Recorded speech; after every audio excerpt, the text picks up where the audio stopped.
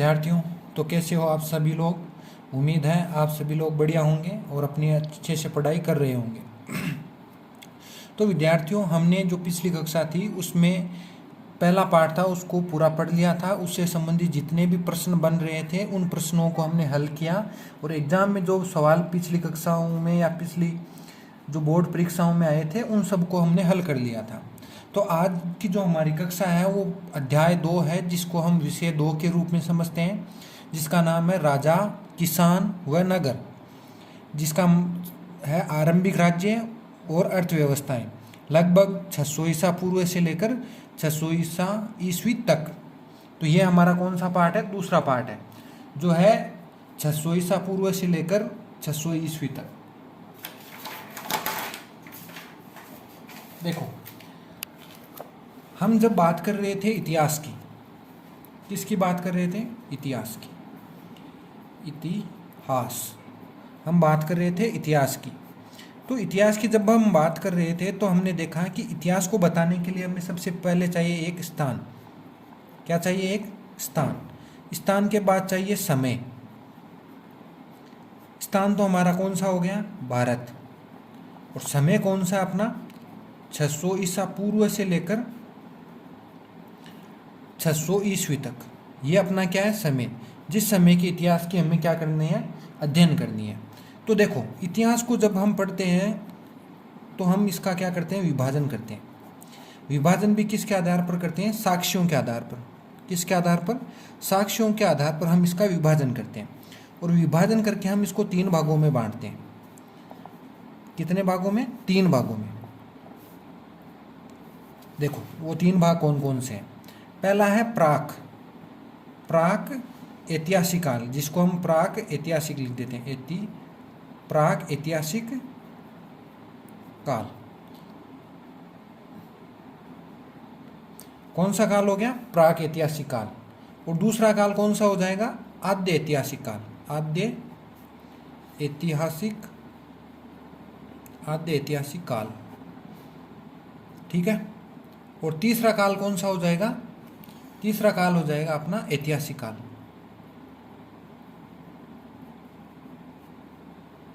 ये अपना हो गया ऐतिहासिक काल। ठीक है। तो हमने इतिहास को क्या किया? 3 भागों में बांटा। प्राक ऐतिहासिक काल, आद्य ऐतिहासिक काल और ऐतिहासिक काल। तो इसमें क्या होता है कि हमें क्या मिलते हैं? जो साक्ष्य मिलते हैं। क्या मिलते हैं? जो साक्ष्य मिलते हैं उनको क्या होते हैं? लिखित साक्ष्य नहीं मिलते हमें। लिखित साक्ष्य नहीं मिलते। ठीक है। देखो, इतिहास को हम क्या करते हैं? 3 कालखंडों में बांटते हैं। प्राग ऐतिहासिक काल, आद्य ऐतिहासिक काल और ऐतिहासिक काल। प्राग ऐतिहासिक काल में जो हमें साक्ष्य मिलते हैं वो लिखित साक्ष्य नहीं है, यानी कि कोई भी ऐसी जानकारी हमें लिखित अवस्था में नहीं मिलती है जिसको पढ़कर हम इतिहास की व्याख्या कर सकें। ठीक है। तो यह इतिहास काल कौन सा हो जाएगा? प्राक ऐतिहासिक काल। दूसरा ऐतिहासिक जो भाग है वो कौन सा? आद्य ऐतिहासिक। इसमें क्या है कि हमें लिखित साक्ष्य तो मिले हैं, लिखित साक्ष्य तो मिले हैं, पर उनको क्या कर नहीं पाए? हम पढ़ नहीं पाए। और जो तीसरा काल है वो कौन सा? ऐतिहासिक। इसमें साक्ष्य लिखित तो मिले हैं, साक्ष्य लिखित मिले हैं, और उनको हम क्या कर पाए? पढ़ पाए। तो देखो, इतिहास के कितने भाग बताए मैंने? 3 भाग। प्राक ऐतिहासिक काल, आद्य ऐतिहासिक काल और ऐतिहासिक काल। प्राक ऐतिहासिक काल में हमें जो साक्ष्य मिलते हैं वो लिखित नहीं होते हैं। हम पत्रों के आधार पर, हड्डियों के आधार पर हम क्या करते हैं? उनके इतिहास को समझने का प्रयास करते हैं। जबकि आद्य ऐतिहासिक काल में क्या होता है? हमें लिखित साक्ष्य तो मिलते हैं लेकिन उनको हम क्या कर नहीं पाते? पढ़ नहीं पाते। जैसे इस इतिहास का जो हिस्सा है वो कौन सा है? सिंधु घाटी सभ्यता। सिंधु घाटी सभ्यता। ठीक है। तो जो सिंधु घाटी सभ्यता है उसके बारे में जब हमने इसको पढ़ा तब हमने क्या देखा? इसकी जो भाषा है, भाषा वो कौन सी है? वो है भावचित्रात्मक। भावचित्रात्मक, ये तो हो गई इसकी भाषा। और जो लिपि है वो लिपि कैसी है इसकी? वो लिपि है इसकी ब्रूस्टोफेदम।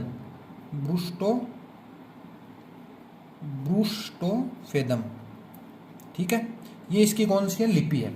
तो क्या होता है कि इस भाषा में जो लिपि में ब्रुष्टोपेदन लिपि में जो लिखा हुआ है वो कैसा है, स्केचिंग, जैसे उन्होंने क्या मान दी, एक मछली जैसी आकृति बना दी, एक चक्र जैसी आकृति बना दी, एक स्वास्तिक जैसी आकृति बना दी। उन्होंने अपने चिन्हों के माध्यम से जो भी बात थी, जो भाव थे, उनको चित्रों के माध्यम से बताया। मतलब क्या हुआ कहने का कि देखो भाषा में क्या होता है, हम लिखित भाषा के रूप में अपने भावों को व्यक्त करते हैं। जैसे मैंने ये देवनागरी लिपि में जो हिंदी भाषा है उसको लिखा है, जिससे आप पढ़ पा रहे हो, पढ़कर मेरे जो लिखे हुए जो मेरे मन के भाव वो पढ़ पा रहे हो।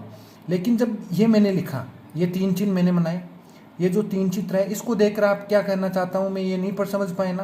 तो इस लिपि को हमने क्या कह दिया, ये लिपि कौन सी है, सॉरी जो भाषा है वो कौन सी है, भावचित्रात्मक, और इसकी लिपि कौन सी होगी, ब्रुष्टोफेदम। ठीक है। और जो आगे का जो हमें इतिहास मिलता है वो कौन सा है, ऐतिहासिक काल। ठीक है, ऐतिहासिक काल। इस ऐतिहासिक काल में हमें जो साक्ष्य मिलते हैं उनको हम पढ़ पाए, क्या कर पाए, पढ़ पाए। तो देखो वो किस भाषा में लिखे हुए हो सकते हैं, भाषा। तो सामान्यतः जो हमें इतिहास काल मिलता है जिसे हम आरंभिक इतिहास काल कहते हैं, जो कि लगभग है 600 ईसा पूर्व से, 600 ईसा पूर्व। अब आप इस ईसा पूर्व का मतलब तो समझ गए होंगे कि आज से अभी चल रही है 2024, तो 2024 से पीछे चले तो 2024 साल पहले चलें तो था कौन सा, 0 ईस्वी, यानी कि ईसा के जन्म का वर्ष, उससे भी 600 वर्ष पूर्व है, यानी कि आज से 3000 वर्ष पूर्व जो साक्ष्य मिले हैं हमें लिखित भाषा में, वो किस में हो सकते हैं। तो आपको पता है सबसे जो प्राचीन भाषा है वो कौन सी है, अपनी संस्कृत। उस संस्कृत के बाद कौन सी भाषा आई, उसी का एक रूप आ गया आपका पाली, और पाली का ही एक रूप जो आया वो कौन सा था, प्राकृत। देखो तो ये अपनी कौन सी है, भाषाएं हैं। अब इन भाषाओं को लिखने के लिए अलग अलग लिपियाँ का प्रयोग होता है। तो वो लिपियाँ कौन कौन सी हो सकती है, तो मैं कुछ लिपियों के नाम बता रहा हूँ, आपको याद रखना। तो उन लिपियों में कौन सी है, एक तो खरोष्टी लिपि हो सकती है, ब्राह्मणी लिपि हो सकती है, और अरेमिकाई लिपि हो सकती है। अरेमेकाई, ये क्या है, लिपियाँ हैं। जैसे अपनी जो लिपि है अभी जो मैं लिख रहा हूँ वो कौन सी लिपि में, देवनागरी लिपि में।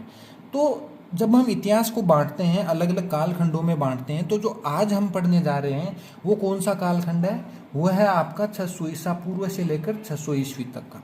ठीक है, चलो उसमें जाने से पहले आपको कुछ बातें और बताता हूँ। ठीक है, पहले हम थोड़ा पढ़ते हैं फिर समझते हैं। देखो आरंभ, ईसा पूर्व पहली सहस्त्राब्दी का मतलब क्या हुआ, सहस्त्राब्दी का मतलब होता है 1000, सहस्त्र का मतलब क्या होता है 1000, और अब्दी का मतलब 1000 वर्षों का समूह है। तो पहली सहस्त्राब्दी यानी जो पहले 1000 वर्ष थे उसके दौरान मध्य और दक्षिण भारत में शवों के अंतिम संस्कार के नए तरीके सामने आए, जिसे महापाषाण के नाम से ख्यात पत्रों के बड़े बड़े ढांचे मिले। मतलब क्या हुआ कि जब देखो हम इस पाठ को पढ़ रहे हैं तो हमें कुछ तथ्यों को लेकर चलते हैं, उन तथ्यों के आधार पर हम आगे इसको समझेंगे। तो हमें क्या मिलता है, कुछ घटनाएं, कुछ साक्ष्य मिलते हैं। वो साक्ष्य कौन से हैं, वो साक्ष्य मिलते हैं हमें पहली सहस्त्राब्दी यानी कि ईसा पूर्व से जो 1000 वर्ष थे, पहले के 1000 वर्ष, उनमें हमें क्या मिलता है, जो मध्य व दक्षिण भारत है उसमें शवों के अंतिम संस्कार के लिए नए तरीके मिलते हैं। जो पहले के तरीके कौन से थे, या तो क्या कर दो, उनकी कब्र बना दो, या फिर उनका अंतिम संस्कार अग्नि संस्कार कर दो। लेकिन यहाँ पर हमें क्या मिलता है, महापाषाण के नाम से कुछ ख्यात पत्रों के ढांचे मिलते हैं। इसका मतलब क्या हुआ कि मान लो, देखो इसको समझाता हूँ मैं, महापाषाण को क्या है, महापाषाण, इस महापाषाण का मतलब क्या हुआ। देखो महा का मतलब होता है बड़ा और पाषाण का मतलब क्या होता है, पत्र। तो क्या मिलता है कि हमें जब दक्षिण भारत में जाते हैं तो ऐसे बड़े बड़े पत्र मिलते हैं, और इन पत्रों पर क्या हुआ है, देखो यहाँ पर किसी का मान लो वो समाधि है, ठीक है, इस समाधि के ऊपर साइड में 2 पत्थर लगा दिए, बड़े बड़े पत्थर का मतलब ऐसा नहीं है कि जैसे संगमरमर से चिनाई की हुई हो। पत्थर है वो कौन सी, बड़ी बड़ी शिलाएं, अपरिष्कृत शिलाएं, जिनका आकार निश्चित नहीं है, कुछ भी आकार की जो क्या है शिलाएं। और उन शिलाओं के ऊपर क्या हुआ, यहाँ पर एक बड़ा पत्थर रख दिया। एक चित्र है उसको मैं दिखाने का प्रयास करूंगा, अगर मुझे मिलेगा तो स्क्रीन पर आप देख लेना। ठीक है, ये क्या है, महापाषाण। ठीक है, इस प्रकार के हमें क्या मिलते हैं, शव मिलते हैं। ये पहला साक्ष्य मिल गया। हम साक्ष्यों की व्याख्या करके हम इतिहास को जोड़कर समझने का प्रयास करेंगे। तो पहला साक्ष्य हमें क्या मिला, पहली सहस्राब्दी के दौरान शवों के क्या मिले, नए तरीके मिले, जिसे हमने महापाषाण नाम दे दिया। ठीक है, आगे बढ़ते हैं। देखो, शवों के साथ विभिन्न प्रकार के लोहे से बने उपकरण व हथियारों के साथ दफनाया गया। क्या मिला, शवों के साथ विभिन्न प्रकार के लोहे से बने उपकरण व हथियारों को दफनाया गया था। पहले तो हमें क्या मिलता है, महापाषाण के कुछ शव मिलते हैं। ठीक है, महापाषाण के पत्र के नीचे क्या मिलते हैं, शव। उन शवों में हमें क्या मिलता है, लोहा। ठीक है, उस लोहे से बने हुए क्या मिलते हैं, हथियार मिलते हैं। ठीक, आगे बढ़ते हैं। ईसा पूर्व 6ठी शताब्दी से नए परिवर्तनों के प्रमाण मिलते हैं, जिनमें आरंभिक राज्यों, साम्राज्यों और रजवाड़ों का विकास है, राजनीतिक प्रक्रिया में परिवर्तन तथा कृषि उपज में संगठित तरीकों की जानकारी प्राप्त होती है। इसके साथ ही पूरे उपमहाद्वीप में नए नगरों का उदय हुआ। देखो, आपको पता है, जब हमने पहला पाठ पढ़ा था, उस पाठ में हमने क्या पढ़ा था कि लगभग 1900 ईसा पूर्व तक, 1900 ईसा पूर्व तक क्या हो गया था, आपका सिंधु सभ्यता का अंत, सिंधु घाटी सभ्यता का अंत। ठीक है, और 1800 ईसा पूर्व में हमें क्या मिलती है, कुछ नई बस्तियों के साक्ष्य मिलते हैं जो उनके उदय होने का प्रमाण देते हैं। अब देखो, सिंधु घाटी सभ्यता और ये जो अभी सब में हमें सभ्यता मिली है, कौन सी, 600 ईसा पूर्व की जो सभ्यता, आप कैसे कह सकते हो सर कि ये सभ्यता इस सभ्यता से अलग है। ठीक है, तो हमें कुछ साक्ष्य देने पड़ेंगे। तो मैं कहूँगा कि जो सिंधु घाटी सभ्यता थी वो किस प्रकार की सभ्यता थी, तो आप क्या कहोगे, सर वो तो कांस्य युगीन थी। कांस्य युगीन, कांस्य युगीन का मतलब क्या हुआ, उस सभ्यता में जो अधिकतर धातुएं प्रयोग की जाती थी वो कौन सी थी, कांस्य। कांसा धातु होती है ना, कांसा, देखो कांसा, कांसा किससे मिलकर बनी होती है, तांबा प्लस टिन से। तो अधिकतर जो जितने भी धातुएं हमें मिलती है सिंधु घाटी में, वो कौन सी धातुएं हैं, कांसा धातु है। लेकिन जो 600 ईसा पूर्व के हमें जो साक्ष्य मिलते हैं, उन साक्ष्यों में हमें क्या मिलता है, पहला तो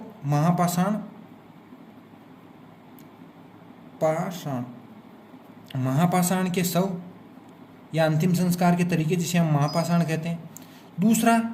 दूसरा हमें मिलता है लोहा।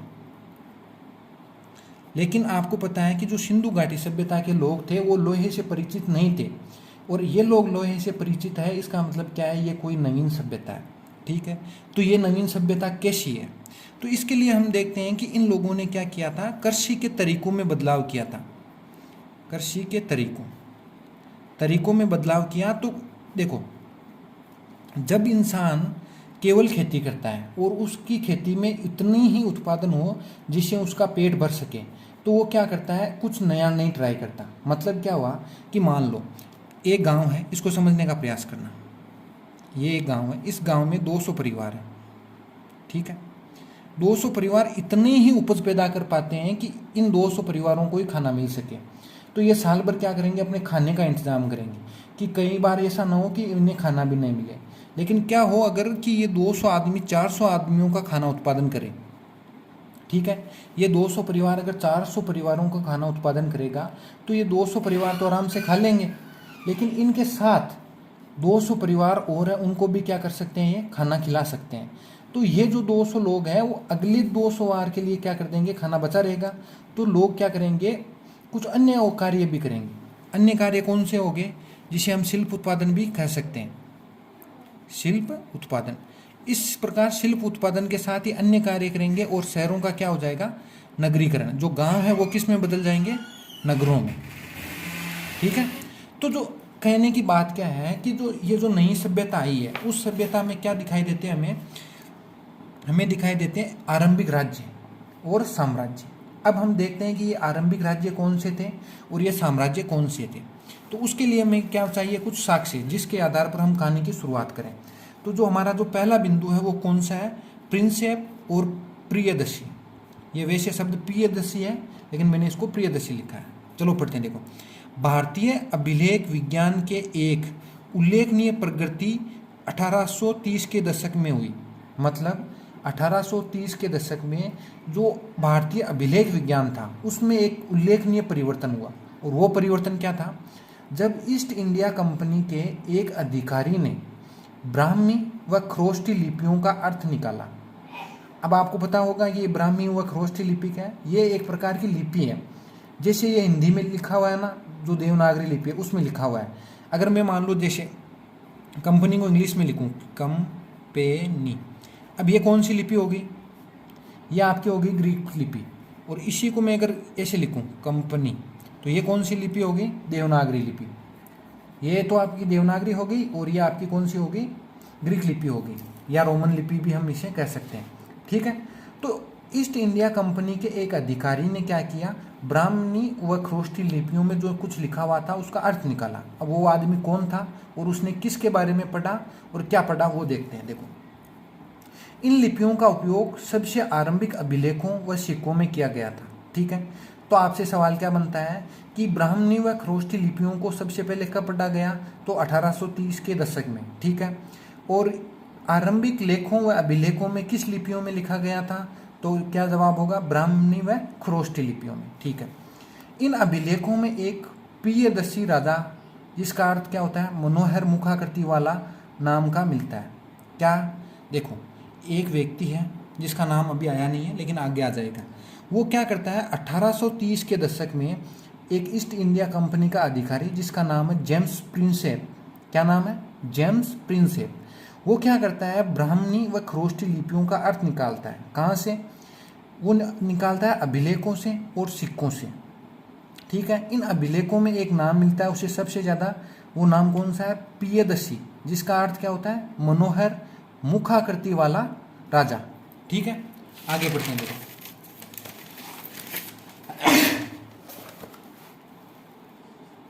देखो,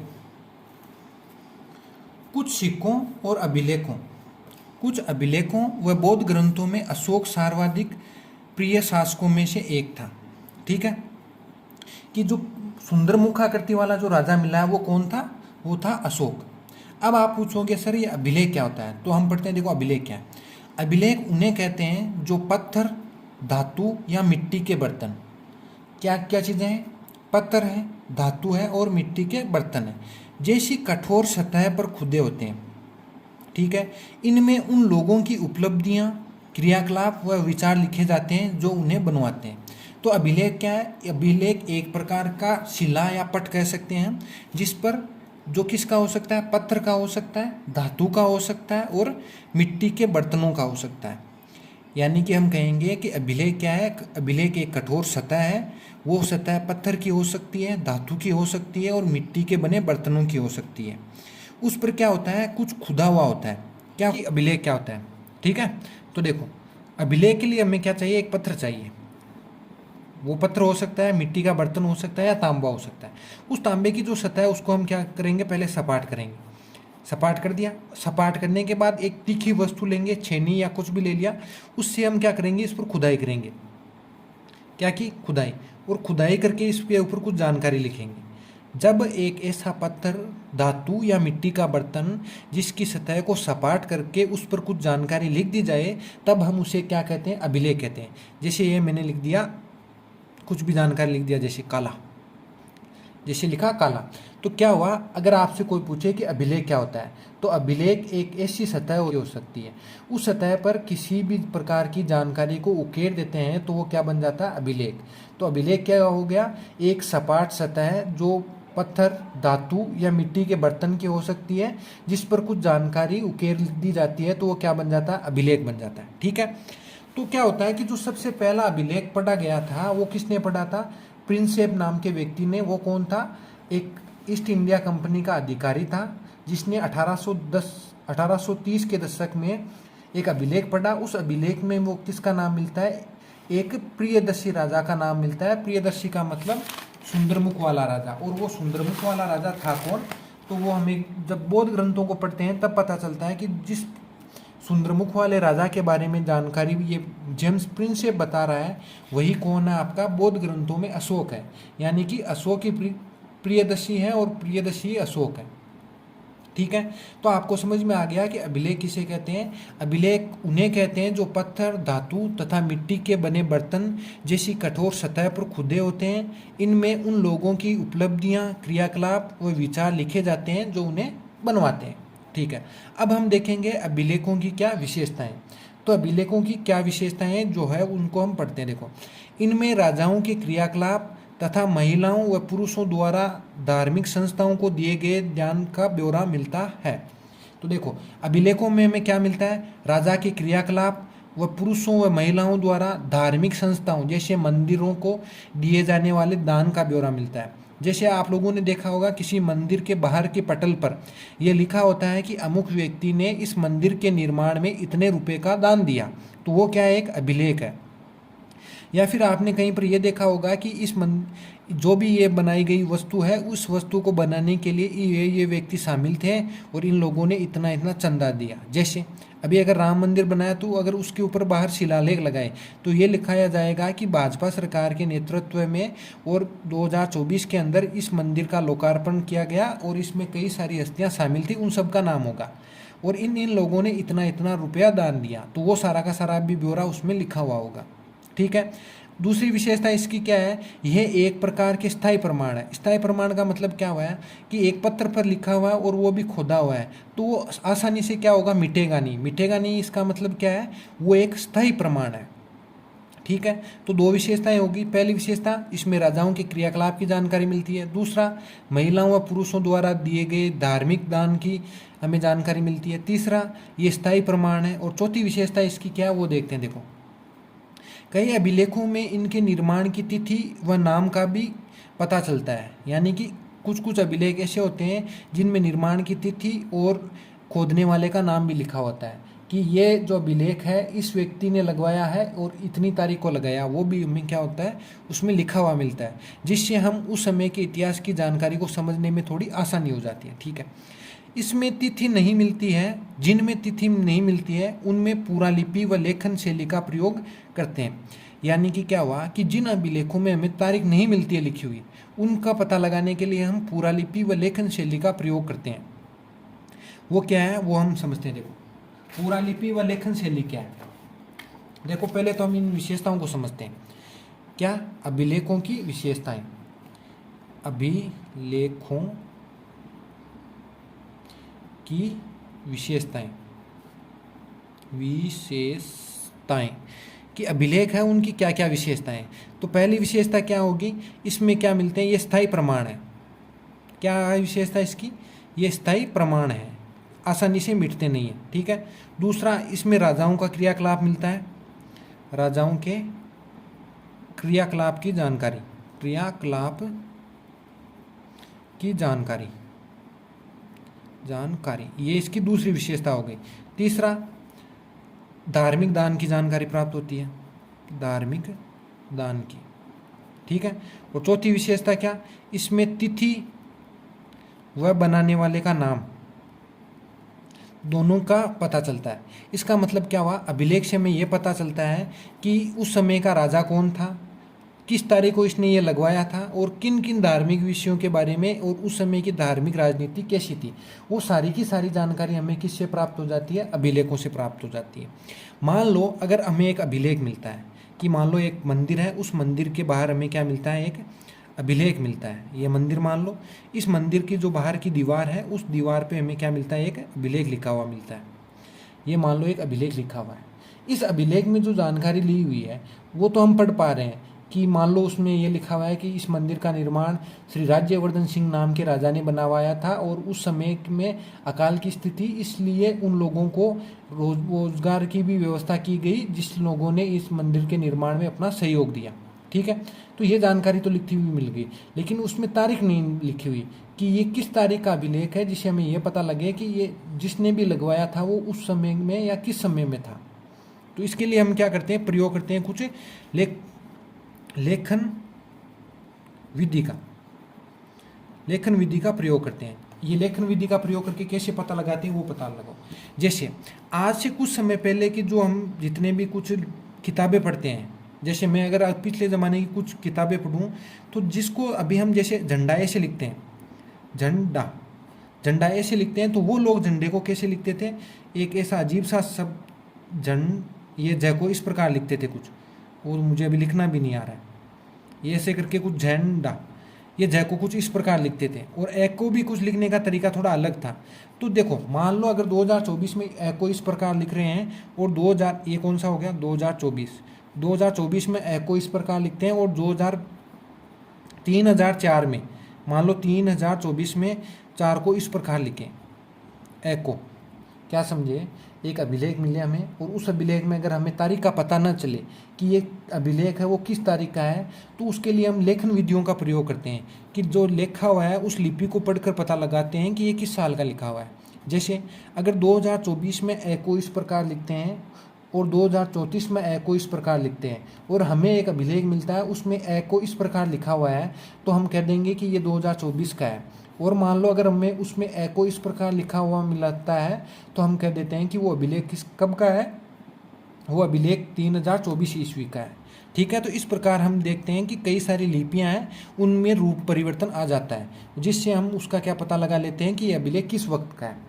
ठीक है, तो अब आपको क्या समझ में आया, आपको ये समझ में आया कि अभिलेख क्या होते हैं। तो अभिलेख पत्थर, धातु व मिट्टी के बर्तनों को सपाट करके उस पर कुछ उकेर दिया जाता है या कोई जानकारी लिख दी जाती है, तो वो अभिलेख बन जाता है। और अभिलेखों की विशेषताओं में देखिए तो पहली विशेषता है अभिलेख एक स्थायी प्रमाण है, जिसमें राजाओं की क्रियाकलाप की जानकारी, धार्मिक दानों की जानकारी तथा उस अभिलेख को लगवाने वालों की नाम व तिथि की जानकारी हमें प्राप्त होती है।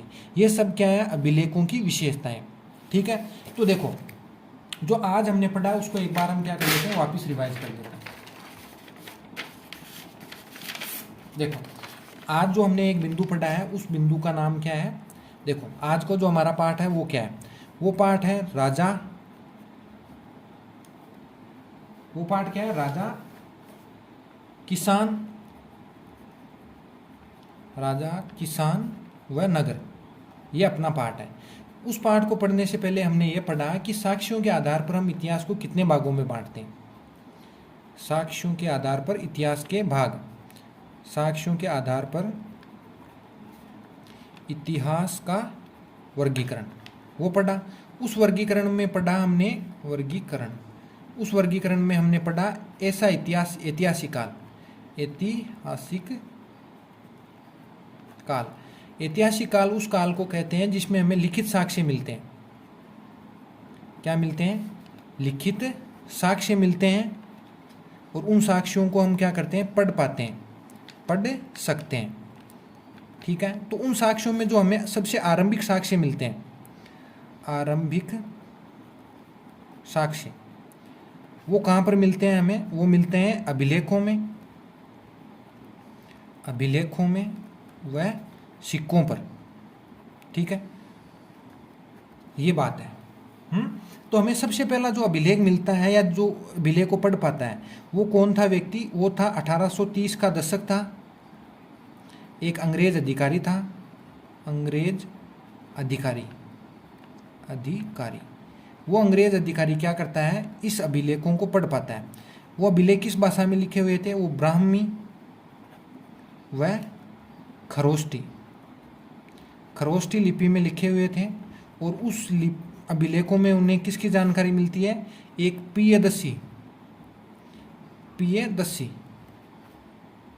पियदसी का मतलब क्या होता है, मनोहर मुख वाला राजा, उसकी जानकारी मिलती है। वो ये बताता है कि हमें जो ये अभिलेख मिला है उसमें एक सुंदर मुख वाले राजा की क्या की गई है, प्रशंसा की गई है, लेकिन ये है कौन उसकी जानकारी उन्हें नहीं पता चलती। तो जब हम बौद्ध ग्रंथों को पढ़ते हैं, बौद्ध ग्रंथों को, तो कुछ वही विशेषताएं जो इस अभिलेखों में मिलती है वही विशेषताएं इन ग्रंथों में मिलती है, और बताते हैं कि ये जो व्यक्ति है वो कौन है, अशोक है, अशोक मौर्य। और वही अशोक मौर्य कौन है, जेम्स प्रिसेम के जो अभिलेखों में मिलता है वही ये है अशोक। तो जो आरंभिक अभिलेख हमें मिलते हैं वो किसके मिलते हैं, सम्राट अशोक के मिलते हैं, जो मौर्य वंश से संबंधित है। और उनके जो अभिलेख वो किस लिपि में लिखे हुए हैं, ब्राह्मणी व खरोष्टी लिपि में। ठीक है, उसके बाद हमने ये समझा कि अभिलेख किसे कहते हैं। अभिलेख किसे कहते हैं, ठीक है। तो अभिलेख क्या होते हैं? पत्थर, धातु, लिख लो, पत्थर, धातु व मिट्टी के बर्तन, मिट्टी के बर्तन, इनकी क्या करते हैं? सतह को सपाट करते हैं, सतह को सपाट करके उस पर कुछ उकेर देते हैं, उकेर देते हैं। तो उसको हम क्या कहते हैं? कोई जानकारी उकेर दें, जानकारी उकेरना, उकेर दें तो हम उसको क्या कहते हैं? अभिलेख, ठीक है। तो उम्मीद है आज की जो पढ़ाई हुई बातें आपको याद रहेगी, कुछ समझ में आया होगा। अगर आपको समझ में आता है तो आप क्या करना? एक कमेंट करना, ठीक है, कमेंट, जिससे ये पता लगेगा कि आपको जानकारी समझ में आई। तो जेम्स प्रिंसेप ने कब अशोक अभिलेख को पढ़ा? वो तारीख आपको क्या करनी है? पता करनी है, ठीक है। तो आप लोगों को जो पढ़ाया उम्मीद है समझ में आया होगा। अपना और अपनों का ध्यान रखना। जय हिंद, जय भारत।